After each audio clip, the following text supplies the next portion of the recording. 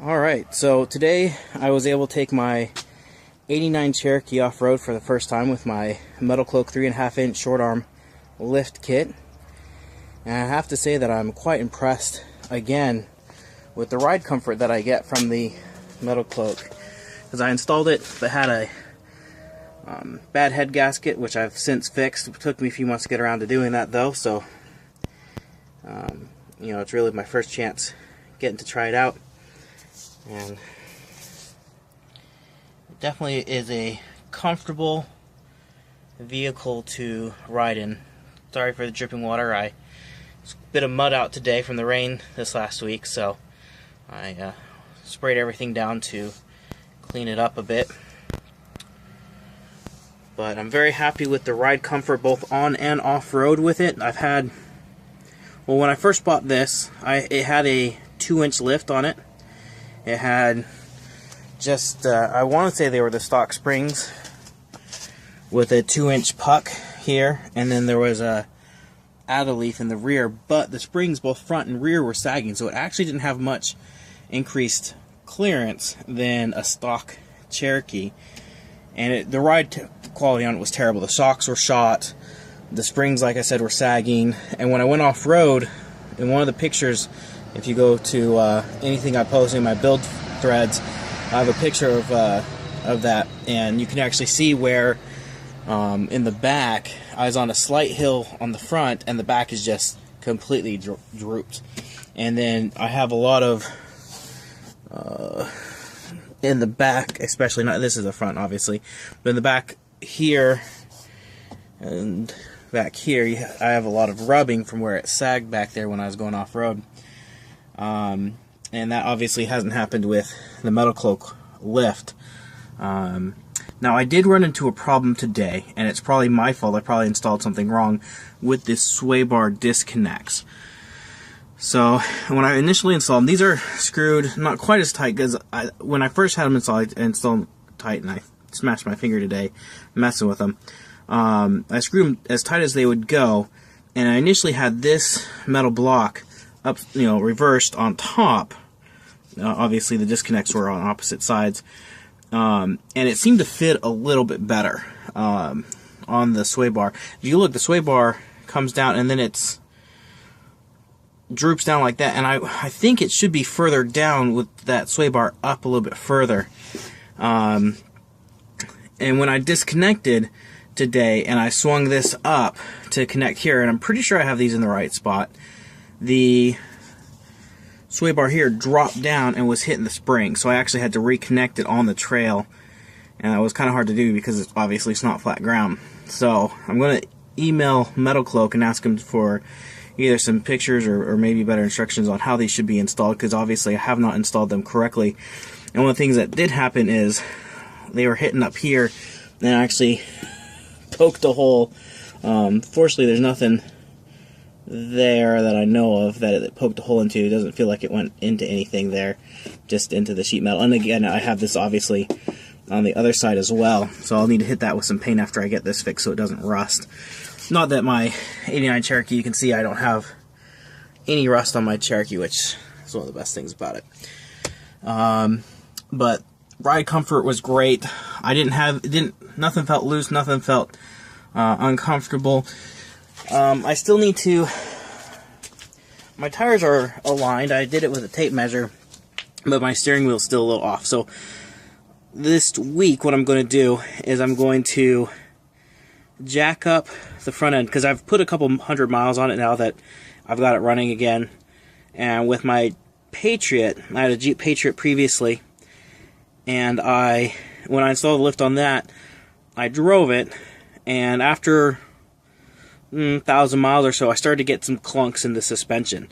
I guess you just need to go back and retighten everything after your first few trips, and so that's what I'm going to do. I'm going to jack up the front end, and I'm just going to go through and tighten everything down again. Just make sure everything's torqued to specs, and that way I know that it's safe and it's not going to come off. But when I go to do that, I'm going to adjust my steering as well, so my steering will be straight on, and my tires will be facing straight on as well. So When I first did the lift, my steering wheel was completely off center, and that's because my track bar was too long. I had set it too long, and so my track was way off. And I fixed that, and it brought my steering wheel much closer. It's only off by about 20 degrees or so. But I had it's adjustable right there, and I had it set. It was about an inch longer than that. Actually, probably closer to an inch and a half longer than that.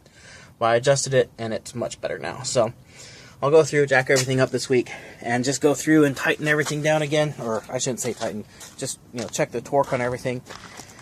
Again, everything felt nice and tight. One other thing I'm going to do that was recommended here in the back, sorry for the poor lighting, is cut the U-bolt ends there, shorten them up a bit. They don't need to be as long. And I'm considering removing the rear sway bar, just because I'm not going to, this isn't going to be a daily driver, and so it doesn't really need to have a sway bar because it's not going to be driven on the highway very much, if at all, during commuting traffic. And it'll allow me for some additional flex back here in the back. And then I need a couple other things I'm thinking of doing. I need to make sure this works. This was a tow vehicle, so I'm not even quite sure what this is hooked up to, if it's hooked up for the brakes. There's another one of these in the front that looks exactly the same, so I don't know if it's passed from the front all the way through to here. I also have this 3-prong, don't know if it's four prongs, but I'm not quite sure what this hooks up to. I've actually never seen one quite like this, but I like to get a trailer and start towing stuff with this. And then up front, one of the things I did that probably get laughed at for, but I had some old RVT sitting around, and this had completely fallen out the seal here, and so the RVT had actually sealed the top of the bottle. When I went to squeeze it, it actually came out the side. Well, that's no good, so I filled this crack up here, and it actually has reduced wind noise significantly. After it dried, I went along with a razor blade and just kind of along the glass and cleaned it up a bit, and so you can actually roll the window up and down, and it holds the air out. It has a little bit of a high-pitched wind noise still, but not like it did, because this window would just start rattling like crazy when you were driving down the freeway. This mirror is pretty worthless, so I need to replace this as well. The one on the driver's side isn't great, but it at least holds position somewhat okay. That's just terrible. One other thing I'd really like to do here real soon is this. Let's see. That's just like the one that's in the back. So again, I don't know if because this was a tow vehicle. I know it was a tow vehicle because here and here it obviously had a bar with a tow piece in front to be towed behind, I guess a motorhome or something. So I don't know if this passes directly behind or if this hooks up to the vehicle's taillights or what. So I need to do some testing on this to figure that out. But for these, I have tow hooks that somebody gave me off of like an upcountry Jeep Cherokee, and so they're the silver ones that are the hook. And so I'm probably just going to drill through this, because this is welded to the frame. Drill through this and see if I can't hook up those tow hooks here. I don't know if I want them facing in or facing out. Obviously I can't have them facing up or facing down, because these are welded to what you would put a mounting bracket on. So I'm not quite sure how I could get these off without torching them off, but even then they're welded in where you would put the mounting bracket. So I'm not quite sure what to do with these, but I think I'm going to try drilling through them. They're pretty thick, but then bolting my, here comes our neighbor on his quad. Anyways, but they're pretty thick, and I think they'd handle the tow hooks just fine, because they are welded and reinforced quite a bit. And then I need to go through and wash it after I worked on it. I have my nasty fingerprints everywhere.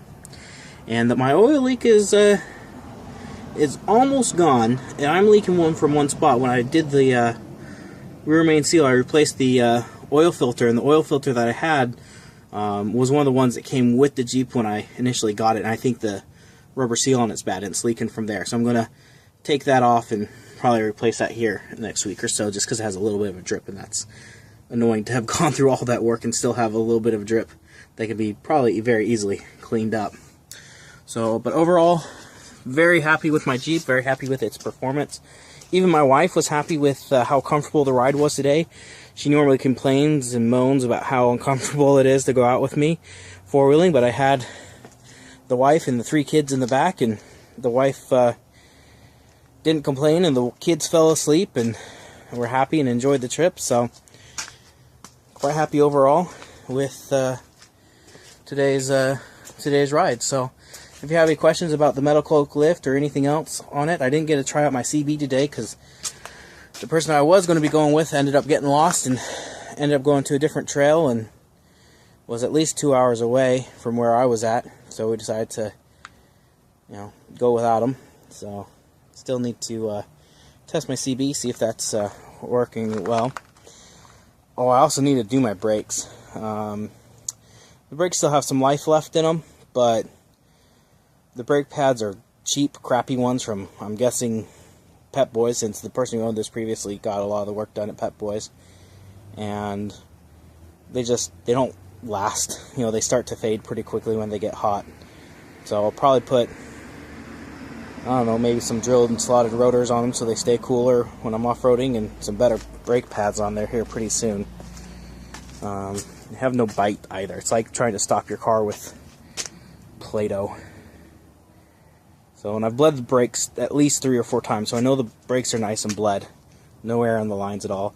I have brand new brake lines that came with the metalcloak lift.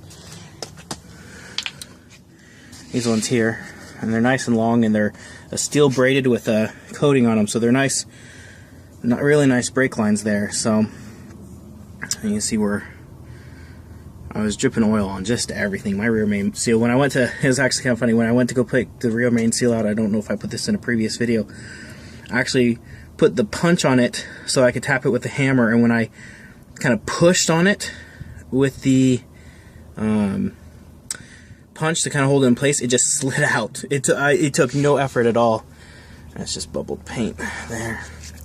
It took no pressure at all to get that rear main seal out. It was just almost pouring oil out. So, and these are dual rate springs, so I unfortunately didn't get a real good video or picture today. I'll post what I did get, but when you're flexed, these actually expand so that your spring stays perched, and then this is obviously the part that you use in your normal daily driving. So anywho, again, any questions, feel free to ask. Don't forget to use, if you ever buy anything on Amazon, use my partner link. You'll find that in the description. And thank you for watching.